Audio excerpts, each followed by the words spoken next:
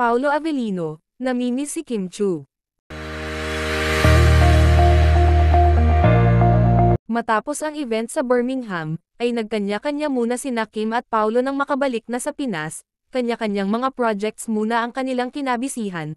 Kahapon nga ng gabi ay nagsolo si Pao sa event sa Rojas kung saan solo siya dahil wala si Kimi na laging kasama niya sa event. Si Kim Chiu naman ay busy sa pag-photoshoots kasama ang mga host sa bahay ni Kuya, ang PBB na malapit na magsimula.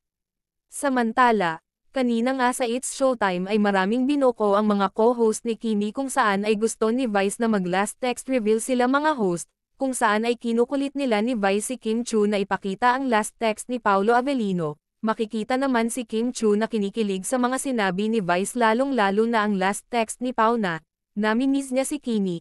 Ilang araw na kasi hindi sila nagkikita. Bukod sa namimiss ni Pao ang kanyang Chinite Princess ay may mga nakakakilig pa raw itong mga mensahe kay Kim. Kinumpirma din sa malapit na kasamahan ni Kimi na ka-co-host niya na masaya sila sa dalaga, at si Paolo Avellino nga ang naging rason kung bakit lagi itong masaya, at kitang-kita naman sa kanilang mga mata ni Pao na inspired sila sa isa't isa. Binura mo na rin sa utak mo. Imposible makalimutan mo yun. Bakit? Nice one. Depende na lang kung nagpalit. Pero si ano, alam mo yung number? Sino? Ngayon, kanino number niya alam mo ngayon? Wala. Number ko.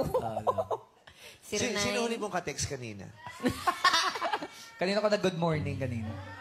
O text reveal, o. Cellphone. Last text reveal, o. Wala. Naya, bakit ka ba Last text reveal tayo. Ayaw niya. Parang gusto nila ng last text reveal. Ayaw ko sumali. Bakit? Basta. O tapos, paano makuha yung that kind of love? I like that question. Alam mo, para makuha mo yun, Yes. sali ka muna sa especially for you. Tama yan. Ano sa hanapan ka namin? Sayo ka muna ng water. Yes. Ibang lugar naman. Tapos sa iba naman. Para magka-vibes kayo ni Kimi ngayon lately. Yes. So, paano nga ba daw, Kyla? Kaya. Dapat pala hindi ko kay Kyla tinatanong na pala kay Ate Kim.